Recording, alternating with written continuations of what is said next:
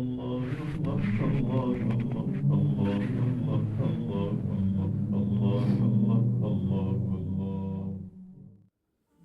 الرحمن الرحيم نحمده ونصلي على رسوله الكريم اما بعد.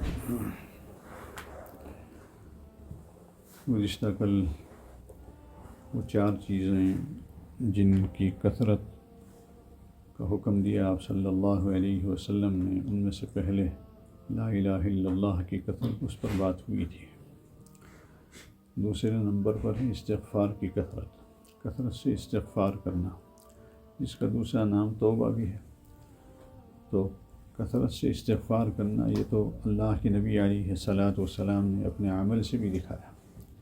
آپ صلی اللہ علیہ وسلم کا معمول تو سال بھر، صرف رمضان میں نہیں بلکہ سال بھر کثرت سے استغفار کا تھا.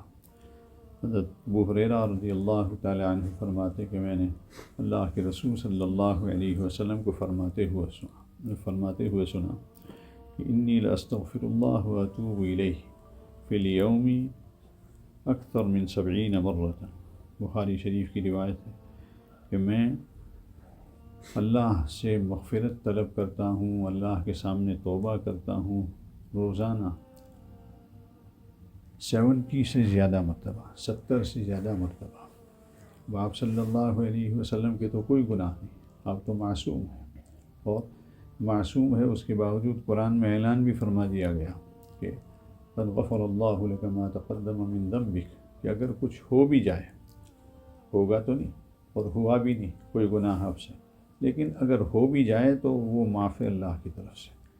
اس کے باوجود آپ صلی اللہ علیہ وسلم کا کثرت سے استغفار کرنا یہ اپنی عبدیت کا اظہار ہے. اللہ کے سامنے اپنے آپ کو اللہ کا محتاج اور اللہ کی طرف سے مغفرت کا طالب یہ ظاہر کرنا تھا. اسی طرح امت کے لیے تعلیم تھی کہ امت کو، تو جب آپ صلی اللہ علیہ وسلم اتنا استغفار فرما رہے ہیں تو پھر امت کو تو اس سے بھی زیادہ.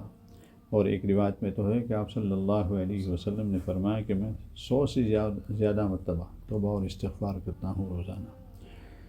تو اس لیے استغفار کا بھی اہتمام خاص طور پر اس مہینے میں بھی اور عام دنوں میں بھی ہونا چاہیے، اور اس سے اللہ پاک بڑے خوش ہوتے ہیں، بہت خوش ہوتے ہیں.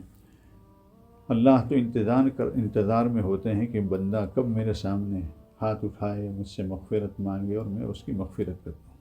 اسی لیے اللہ کے نبی علیہ الصلاۃ والسلام نے فرمایا کہ ان اللہ تعالی یبسط یدہ باللیل لیتوب مسیء النہار، کہ اللہ پاک اپنے ہاتھوں کو پھیلا دیتے ہیں رات کے وقت تاکہ دن میں جس نے گناہ کیا ہے وہ توبہ کر لے.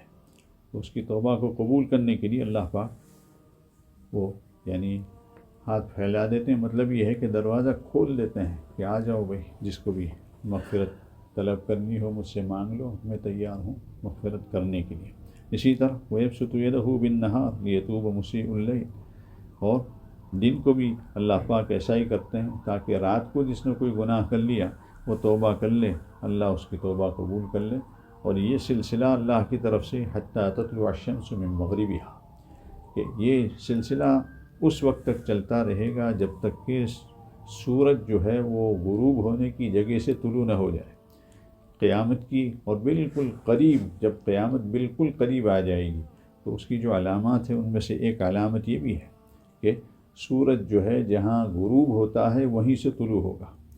تو اس وقت تک اللہ پاک کی طرف سے یہ اعلان ہے کہ بھئی آؤ مجھ سے مغفرت مانگو، میں تمہاری مغفرت کرنے کے لیے تیار ہوں.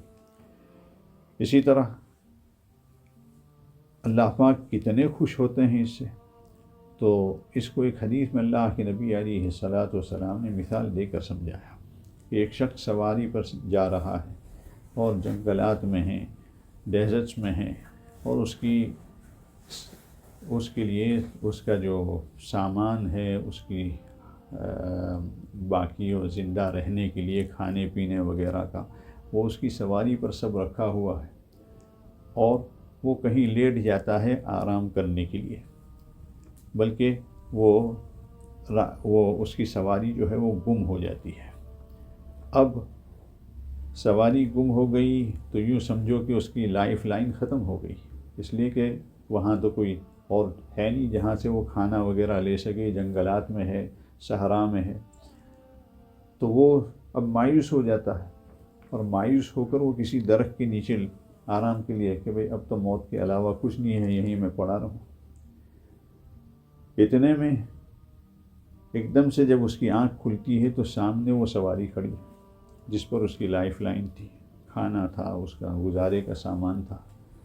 تو وہ خوشی کے مارے وہ اس کی زبان سے نکل جاتا ہے کہ یہ اللہ، میں تیرا رب ہوں اور تو میرا بندہ ہے، انت عبدی وانا ربک، کہ اللہ خوشی کے مارے الفاظ وہ اس کے آگے پیچھے ہو جاتی ہے، اور اس کی زبان سے یوں نکل جاتا ہے کہ اللہ تو میرا بندہ ہے اور میں تیرا رب ہوں۔ تو آپ صلی اللہ علیہ وسلم نے فرمایا کہ کتنی خوشی اس کو اپنی سواری اور کو دیکھ کر کہ بھئی میری تو زندگی کا سامان پھر مجھے مل گیا، تو خوشی کے مارے وہ اس کو زبان سے یہ کلمات بھی رونگ نکل جاتے ہیں۔ تو آپ صلی اللہ علیہ وسلم نے فرمایا اللہ افرح، کہ اللہ تو اس سے بھی زیادہ بندے کی توبہ سے خوش ہوتے ہیں، اس سے بھی زیادہ خوش ہوتے ہیں اللہ پاک۔ اس لیے توبہ و استغفار کا تو ہمیشہ اہتمام ہونا چاہیے۔ وہ بزرگوں کے یہاں اس کو دیکھا گیا، مدینہ منورہ میں ایک بزرگ تھے، نام حکیم علی قریشی تھا ان کا، لیکن ان کا لقب تھا حکیم استغفر اللہ، اور حکیم استغفر اللہ ہی سے وہ مشہور رہے۔ سالوں تک ہم نے بھی ان کو دیکھا، اور ان کو کوئی پوچھتا کہ بھئی آپ کا ایڈریس کیا ہے، تو وہ کہتے تھے کہ مسجد نبوی کی پہلی صف، اس لیے کہ وہ اکثر وہاں پہلی صف میں دیوار سے ٹیک لگا کر روضہ اقدس کی طرف فیس کر کے بیٹھے رہتے تھے، اور جہاں کسی کو ملتے تھے پڑھ استغفار، پڑھ استغفار، پڑھ استغفار، یہ ان کی زبان سے یہ نکلتا ہی رہتا تھا، اس لیے کہ خود بھی بہت استغفار پڑھتے تھے، استغفار کرتے تھے۔ تو ان کا لقب ہی حکیم استغفر اللہ پڑ گیا تھا۔ اتنا اہتمام ان کے نزدیک، خود بھی کر رہے ہیں، دوسروں کو بھی جس سے ملے بس ذرا سی بات پہ پڑھ استغفار۔ تو یہ اللہ کے بندے ایسے ہوتے ہیں جن کا ورد ہی استغفار ہوتا ہے، ہمیشہ اللہ سے مغفرت۔ حالانکہ وہ بڑے بزرگوں میں سے تھے، وہ صاحب کشف بزرگ تھے، اللہ کی طرف سے آپ صلی اللہ علیہ وسلم کا دیدار ان کو جاگنے کی حالت میں بھی نصیب ہوتا تھا، ایسے بزرگ تھے، لیکن وہ استغفار کا اتنا اہتمام۔ تو پھر ہم جیسوں کو تو کتنا استغفار کرنا چاہیے۔ اور حدیث میں اس کا ایک بہت بڑا فائدہ یہ بھی ذکر کیا گیا ہے، من لزم الاستغفار جعل اللہ له من کل ضیق مخرجا، کہ جو استغفار کو لازم کر لے تو اللہ پاک اس کے لیے ہر تنگی سے نکلنے کا راستہ نکال دیتے ہیں۔ ہر تنگی میں، کہیں بھی پریشانی میں، تنگی میں مبتلا ہو گیا، اللہ پاک اس کے لیے کہیں سے راستہ نکال دیتے ہیں اس تنگی سے۔ ومن کل ہم فرجا، اور ہر پریشانی سے اللہ پاک اس کے لیے آسانی کا راستہ نکال دیتے ہیں۔ وَرَزَقَهُ مِنْ حَيْثُ لَا يَحْتَسِبُ، اور اللہ اس کو ایسی جگہ سے روزی عطا فرماتے ہیں جہاں اس کا گمان بھی نہیں تھا۔